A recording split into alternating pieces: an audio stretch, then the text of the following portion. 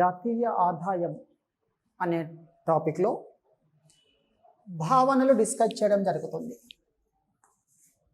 భావనలు, కాన్సెప్ట్స్ అంటాము. కాన్సెప్ట్స్, ఈ కాన్సెప్ట్స్ను మనము రెండు విధాలుగా చెప్పుకుంటాము. ఒకటి జనరల్ కాన్సెప్ట్స్, రెండవది జాతీయ ఆదాయ కాన్సెప్ట్స్ అని చెప్తుంటాము. General concepts and national income concepts అని చెప్పడం జరుగుతుంది. అయితే ఈ భావనలో ఫస్ట్ మనం ఏం చేద్దామంటే జనరల్ ఆబ్జెక్టివ్స్ డిస్కస్ చేద్దాం, జనరల్ కాన్సెప్ట్స్ డిస్కస్ చేద్దాము. ఈ జనరల్ కాన్సెప్ట్స్లో ఎలా ఉంటుంది అంటే ఒకటి తీసుకుంటే ఇందులో ఒకటి స్థూల ఉత్పత్తి, గ్రాస్ ప్రోడక్ట్.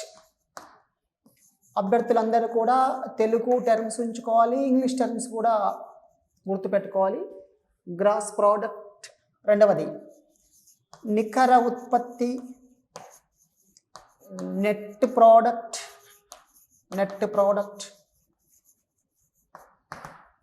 అండ్ మూడో వచ్చేసరికి తరుగుదల అని ఉంటుంది. తరుగుదల, డిప్రిషియేషన్ అంటారు. డిప్రిషియేషన్ అని పిలుస్తుంటారు.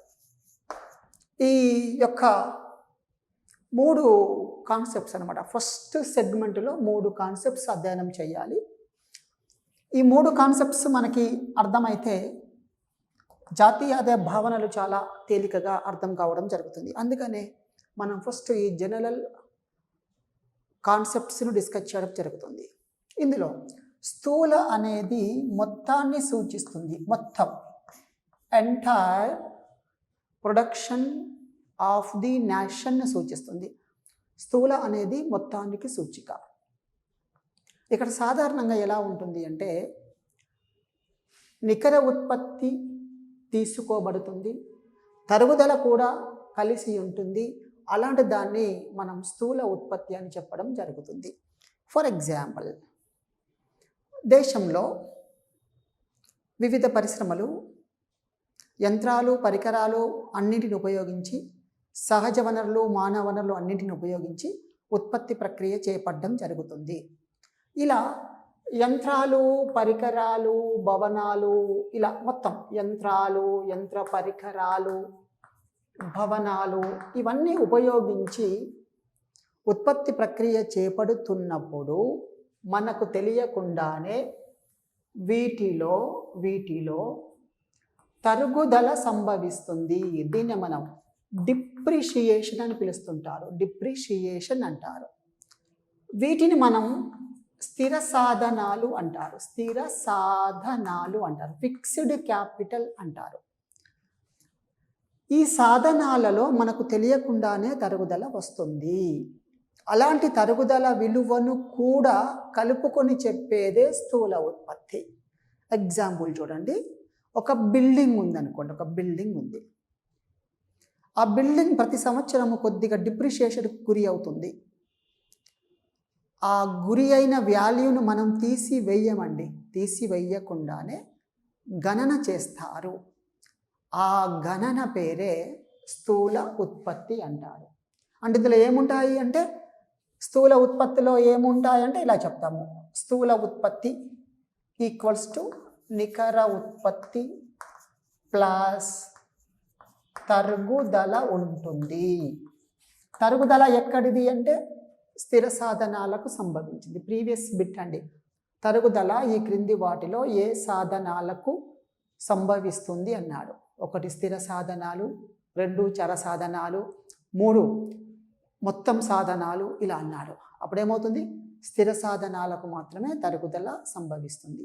దీన్ని ఏమంటారంటే కన్జంప్షన్ ఆఫ్ ఫిక్స్డ్ క్యాపిటల్ అని పిలుస్తుంటారు. కన్జంప్షన్ ఆఫ్ ఫిక్స్డ్ క్యాపిటల్ అంటారు. స్థిర మూలధన వినియోగ విలువ అంటారు. ఈ విలువ కూడా కలిసి ఉన్నట్లయితే దానిని ఏమంటారంటే స్థూల ఉత్పత్తి అని చెప్పడం జరుగుతుంది. ఒకవేళ ఆ విలువ తీసివేసి చెప్పితే నికర ఉత్పత్తి అంటారు. ఇప్పుడు నికర ఉత్పత్తి అనగా స్థూల ఉత్పత్తి మైనస్ తరుగుదల అని తీసుకుంటారు. స్థూల ఉత్పత్తి మైనస్ తరుగుదల. ఈ స్థూల ఉత్పత్తి నుంచి తరుగుదలను తీసివేస్తే నికర ఉత్పత్తి వస్తుంది. గ్రాస్ ప్రోడక్ట్ మైనస్ డిప్రిషియేషన్ లేదా కన్జంప్షన్ ఆఫ్ ఫిక్స్డ్ క్యాపిటల్ లేదా దీనినే యూజర్ కాస్ట్ అని పిలవడం జరుగుతుంది. అంటే ఇప్పుడు అభ్యర్థులు గమనించాలి, యూజర్ కాస్ట్ దేనిలో అంతర్భాగంగా పరిగణిస్తారు, గణిస్తారు, లెక్కిస్తారు చెప్పాలి. స్థూల ఉత్పత్తిలో దేనిలో పరిగణించరు, లెక్కించరు, గణించరు అంటే నికర ఉత్పత్తి. అది వేరియేషన్ అండి. దేనికి?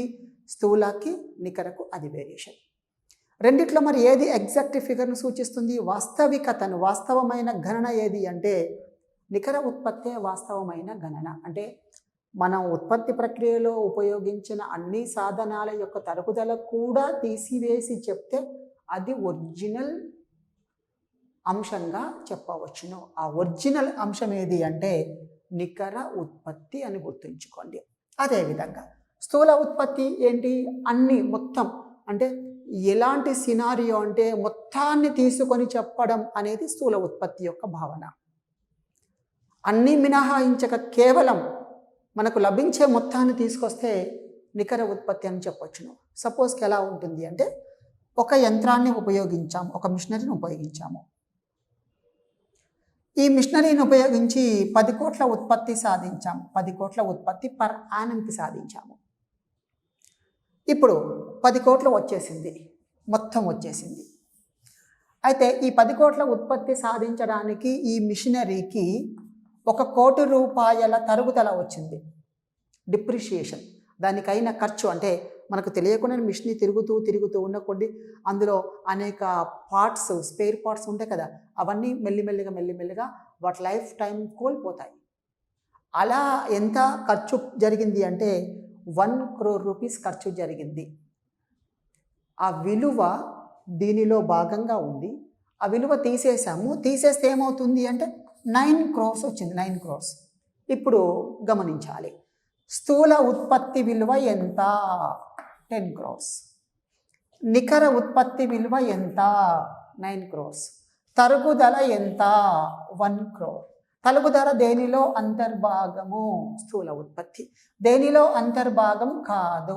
నికర ఉత్పత్తి. వాస్తవికతను సూచించేది ఏది? నికర ఉత్పత్తి. ఇగో ఈ విధంగా మనకు మొదటి పార్టులో 3 రకాల కాన్సెప్ట్స్ని చూడొచ్చు. ఇందులో తరుగుదల అనగా depreciation stands for gross product minus net product. స్థూల ఉత్పత్తి మైనస్ నికర ఉత్పత్తి. ఈ స్థూల ఉత్పత్తికి నికర ఉత్పత్తికి మధ్య గల వ్యత్యాసమే మనకు తరుగుదల లేదా కన్జంప్షన్ ఆఫ్ ఫిక్స్డ్ క్యాపిటల్ లేదా యూజర్ కాస్ట్. ఇందులో గతంలో అడిగిన బిట్టు తరుగుదల వేటికి సంభవిస్తుంది? యంత్రాలు, యంత్ర పరికరాలు, భవనాలు మొదలైన వాటికి సంభవిస్తుంది. వాటిని ఏమని పిలుస్తున్నాము? స్థిర సాధనాలు. గుర్తుంచుకోవాలి, స్థిర సాధనాలకు మాత్రమే తరుగుదల సంభవిస్తుంది. ప్రతి సంవత్సరం సంభవిస్తుందా? ఎస్, ప్రతి సంవత్సరం కూడా సంభవిస్తుంది. ఉత్పత్తి ప్రక్రియలో పాల్గొన్న ప్రతి స్థిర సాధనానికి తరుగుదల అనేది గురి అవుతుంది. ఆ తరుగుదలను మినహాయించి చెప్పేదే ఇక్కడ నికర ఉత్పత్తి. తర్వాత రెండవ సెగ్మెంట్కి వెళ్దాము. సెకండ్ అంశానికి వెళ్ళాము. సెకండ్ అంశానికి వెళ్తే ఏమొస్తుంది అంటే జాతీయ ఉత్పత్తి, దేశీయ ఉత్పత్తి వస్తుంది. ఒకటి జాతీయ ఉత్పత్తి, నేషనల్ ప్రోడక్ట్ అంటారు. నేషనల్ ప్రోడక్ట్ అని పిలుస్తారు. రెండవది దేశీయ ఉత్పత్తి. దేశీయ ఉత్పత్తి డొమెస్టిక్ ప్రోడక్ట్. Domestic product. ఈ రెండింటి గల వ్యత్యాసాన్ని మనము నికర విదేశీ కారక ఆదాయం అని చెప్పడం జరుగుతుంది. ఉత్పత్తి అనే పదం ఉంది కదా, టెక్నికల్గా మనం ఉత్పత్తి అనే పదం తీసుకుంటామండి. ఆదాయం కూడా తీసుకోవచ్చు, ఆదాయం అని కూడా పిలవచ్చును. జాతీయ ఆదాయము, దేశీయ ఆదాయం అని కూడా పిలవచ్చును. ఫిజికల్ ఫాములో, వస్తు రూపంలో, ఇది ఒక పీస్ ఆఫ్ చాక్, ఇలా వస్తు రూపంలో చెప్తే దాన్ని ఉత్పత్తి అంటాము. వస్తు రూపము కాకుండా ద్రవ్య రూపంలో, డబ్బు రూపంలో చెప్తే దాన్ని ఆదాయం అంటారు. That is the difference between production and income. ఇగో ఈ విధంగా జాతీయ ఉత్పత్తిని మనం డిస్కస్ చేద్దాం. ఇప్పుడు జాతీయ ఉత్పత్తి, దేశీయ ఉత్పత్తిలో ఫస్ట్ దేశీయ అనేది తీసుకుందాం మనము. దేశీయ ఉత్పత్తిని ఎలా లెక్కిస్తారు అంటే, మనం భారతదేశం కాబట్టి భారతదేశానికి సంబంధించిన అంశాలు తీసుకుంటాము. ఇది భారతదేశ భూభాగం మొత్తం, ఇంకా ఫినిష్ చేస్తే భూభాగం మొత్తం వచ్చేస్తుంది. ఈ భారతదేశ భూభాగంలో అందరూ వ్యక్తులు కలిసి ఉత్పత్తి చేస్తారు. ఇది ప్రత్యేకమైన భూభాగం, భారతదేశ భూభాగము లేదా ప్రాంతము లేదా ప్రదేశం. ఈ ప్రదేశంలో లేదా ప్రాంతంలో లేదా భూభాగంలో ఉత్పత్తి ప్రక్రియను చేపడుతున్నాము. అలా జరిగిన ఉత్పత్తిని దేశీయ ఉత్పత్తి అని పిలవడం జరుగుతుంది. ఇది it belongs to a particular geographical territory or a particular country or a region or a place అని చెప్తుంటారు. ప్రదేశము, ప్రాంతము ఇలా చెప్తారు. భౌగోళిక సరిహద్దుల లోపల అంటారు. అయితే ఈ భారతదేశంలో ఉత్పత్తి ప్రక్రియను చేపడుతున్నప్పుడు భారతీయులే ఉంటారా, ఇతర దేశస్తులు కూడా ఉండొచ్చా? ఒక పెద్ద సర్కిల్స్ గిద్దాం, ఇలా పెద్ద పెద్ద సర్కిల్స్. ఈ చిన్న చిన్న డాట్స్ అన్నీ భారతదేశంలో పనిచేస్తున్న భారతీయులు, భారతీయ పౌరులు. ఈ సర్కిల్స్ ఏంటి అంటే విదేశీయులు, విదేశీయులు కూడా పనిచేస్తున్నారు. విదేశీయులు ఉన్నారు, స్వదేశీయులు అంటే మన భారతదేశీయులు కూడా ఉన్నారు. ఈ స్వదేశీయులు మరియు విదేశీయులు ఇద్దరూ కలిసి భారత భూభాగంలో ఉత్పత్తి ప్రక్రియను చేపడుతున్నారు.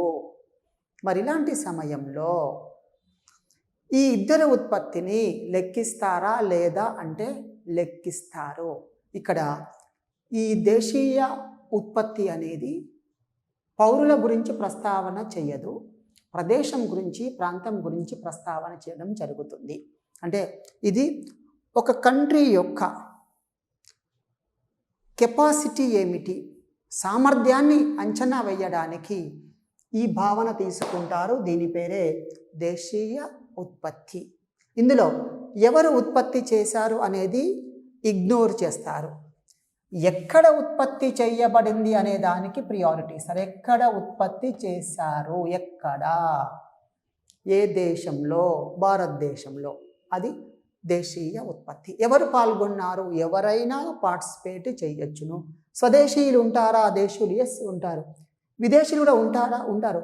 ఎక్కడ ఒక భూభాగంలో ఉత్పత్తి చేయబడాలి, అలాంటి దాన్ని మనము దేశీయ ఉత్పత్తి అని పిలవడం జరుగుతుంది. గుర్తుంచుకోవాలి, ఎక్కడ ఉత్పత్తి చేశారు అనే అంశానికి ప్రాధాన్యత ఇస్తూ జాతీయ ఆదాయాన్ని గణిస్తే ఆ భావన పేరేమిటి?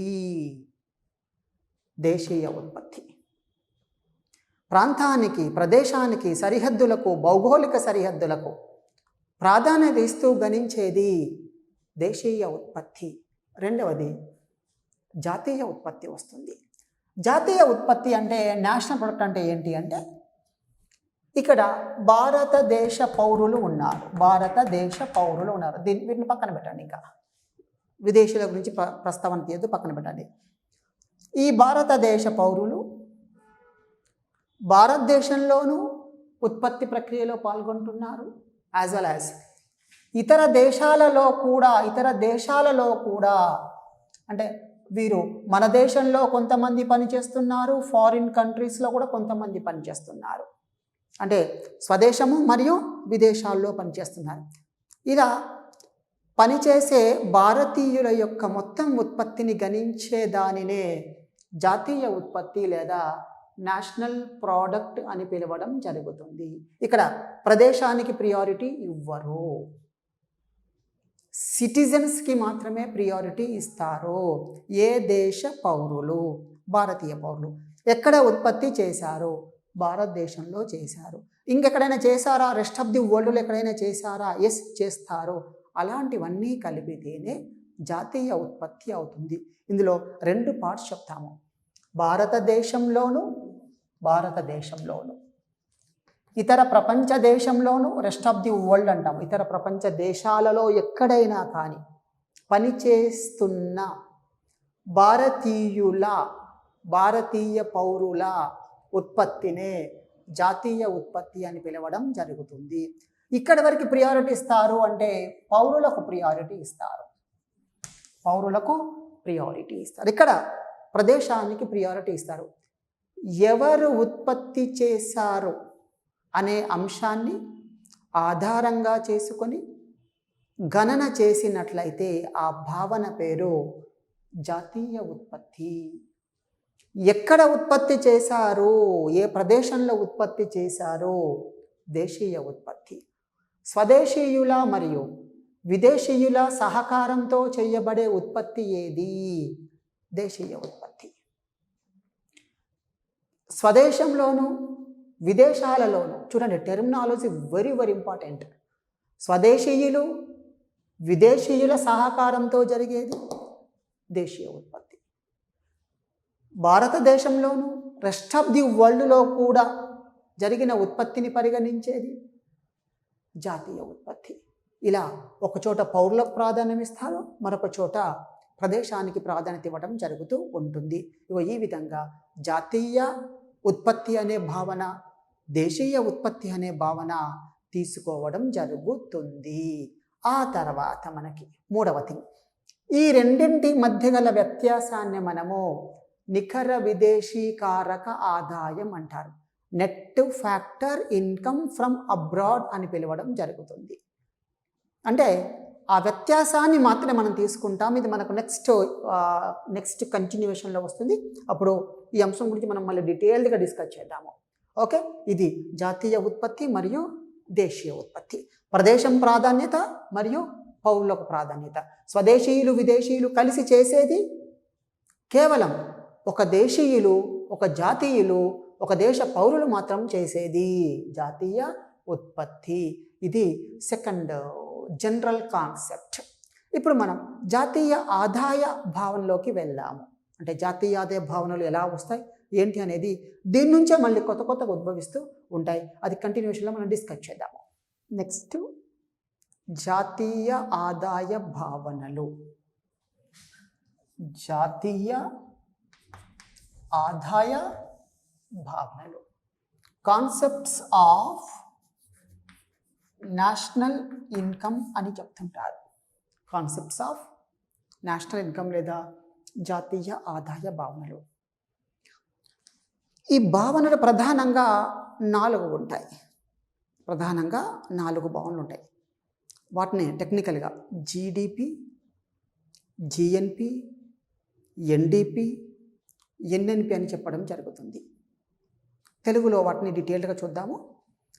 ఇక్కడ ఒకటి ఫస్ట్ వచ్చేసరికి స్థూల దేశీయ ఉత్పత్తి. 2 ఇంగ్లీష్లో గ్రాస్ డొమెస్టిక్ ప్రోడక్ట్ అని పిలుస్తుంటారు. 2వది స్థూల జాతీయ ఉత్పత్తి, గ్రాస్ నేషనల్ ప్రోడక్ట్. ఇలా ఉంటుంది. దీన్ని సింపుల్గా షార్ట్ ఎండ్గా దీన్ని జీడిపి అంటాము, దీన్ని జిఎన్పి అని పిలుస్తుంటాము. ఇవే మనకు రోజువారీ వార్తల్లో, ఎకనామిక్ సర్వేలో, తరచుగా వివిధ అంతర్జాతీయ సంస్థలు ప్రకటించే అంశాలు. జీడిపి వృద్ధి రేట్ అని చెప్పడం జరుగుతుంది.